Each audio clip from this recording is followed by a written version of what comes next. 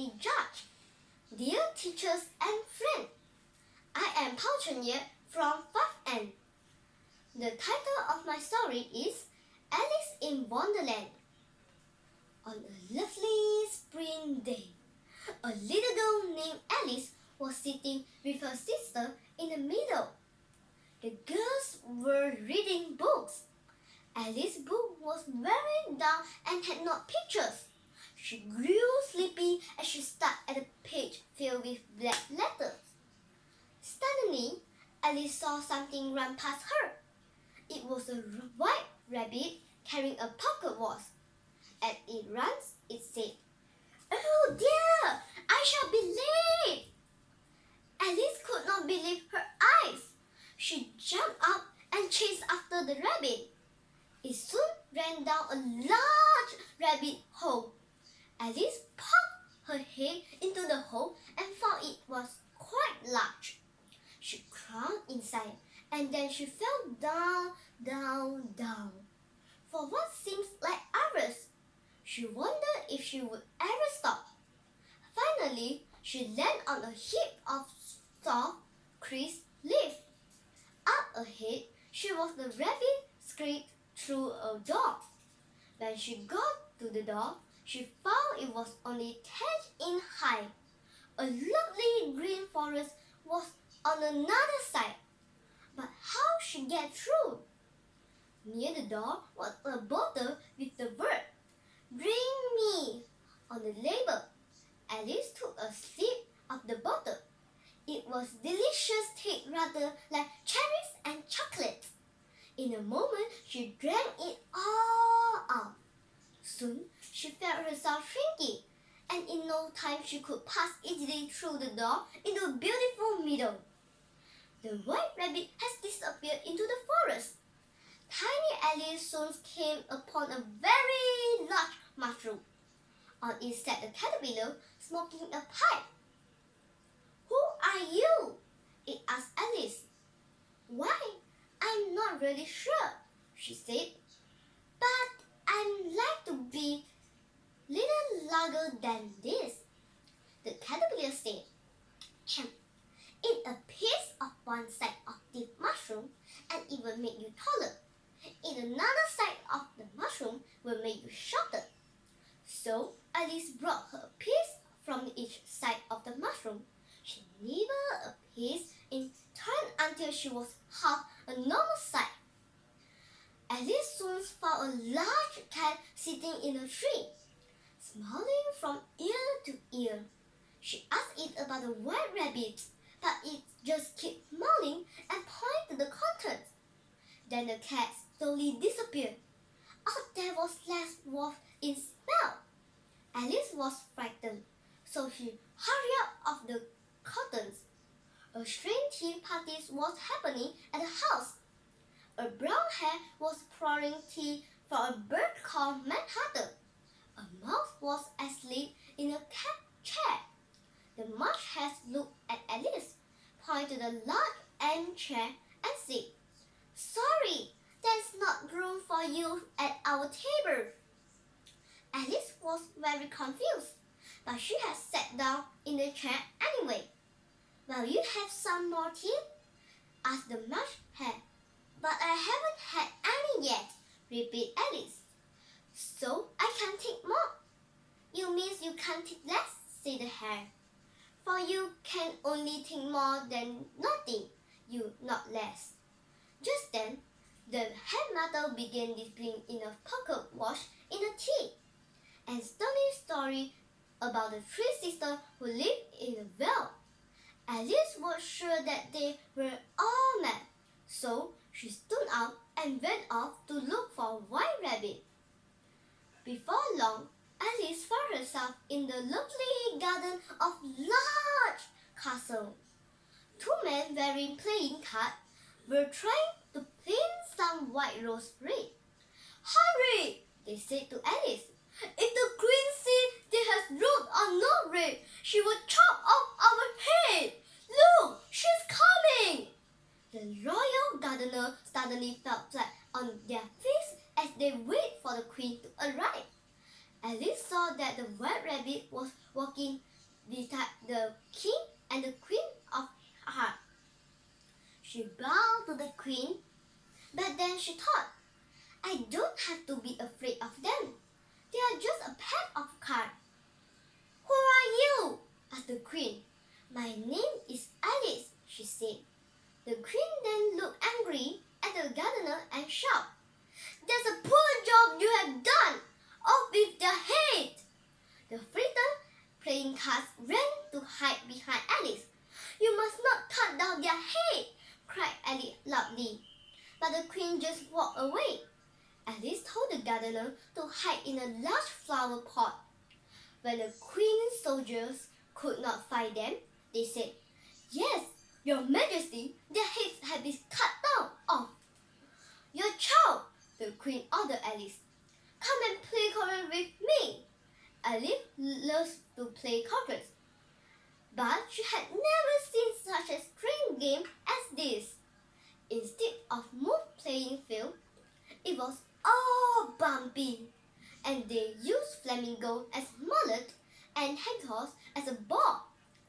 Each time Alice tried to hit the head ball, her flamingo would twist her head off and give Alice a very sad look. Then the hedgehog would unthrow itself and scream away.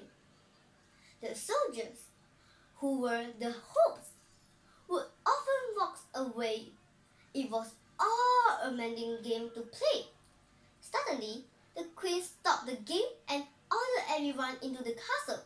The king and the queen looked on while the white rabbit read out the name of pupils that had tried to steal the queen's stuff. Alice, shouted the queen. What do you know about all this? Poor Alice was afraid of the queen thought she had stolen some tart. Then she found a small piece of mushroom in her pocket. She bit and right away began to grow very large. The queen was very angry and shouted, Quick, chop off her head before she gets too large. An army of playing card soldiers tried to run and jump off Alice, but she was not so big they couldn't catch her easily. Oh no, you don't! She cried and sweat at the soldier. You can't get me. You are only a spinning cut of cards. A voice suddenly called out, Wake up, Alice! It was her sister. Alice was one more back in the pretty middle. Her sister was brushing away some leaves that had fallen on her face as she slept. Alice told her about the chorus and strange dream she had. Thank you.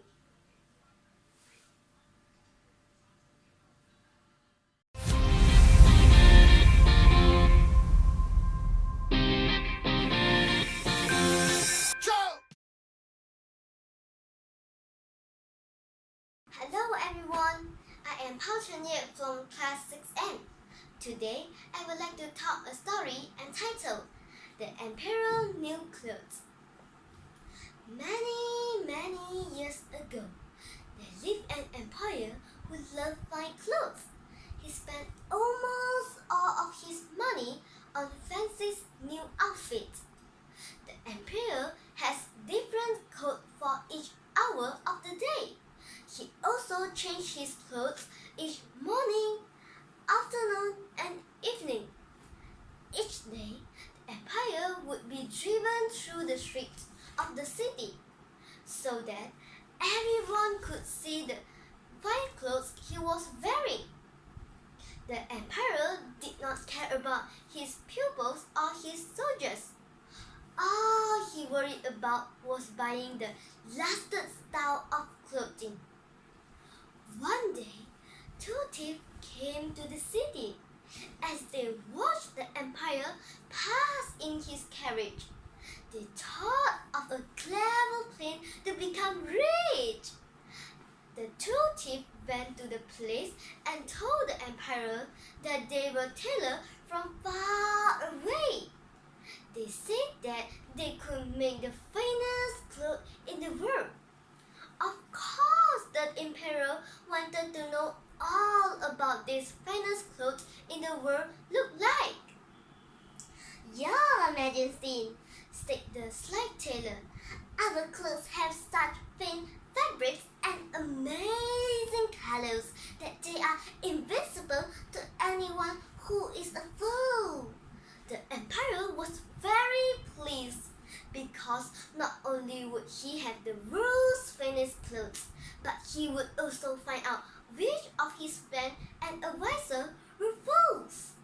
The emperor gave the tailor 10 bags of gold to begin the works on a set of clothes at once. The thieves laughed and they carried the money away.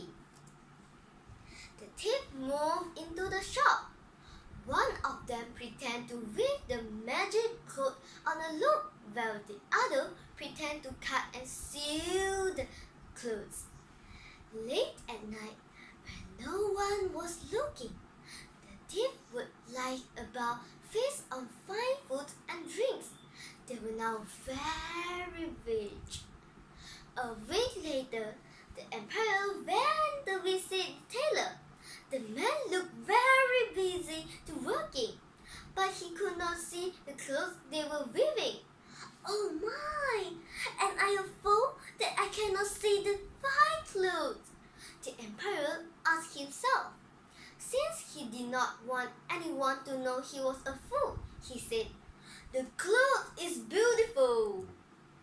The emperor gave the tailor more gold, and when the new clothes were finally ready, they helped him to put on the shirt, trousers, and wonderful clothes. The emperor showed his new clothes to his friend. Since they knew about these special clothes, they cheered and clapped, for they did not want to be called fool. The emperor then walked out to the street to show off his new clothes. Once again, no one wanted to call a fool. They all cheered, "Such a lovely clothes!" Suddenly, a little boy shouted, "Look! The emperor was nothing on!" At the moment, everyone knew that the boy was right. They began to laugh. And all at once, Emperor knew what a fool he had been. He ran back to the place, quite ashamed of himself. To reward the little boy for being honest, the emperor gave him a job as an advisor. And from that day on, he rules his pupil wisely. Thank you.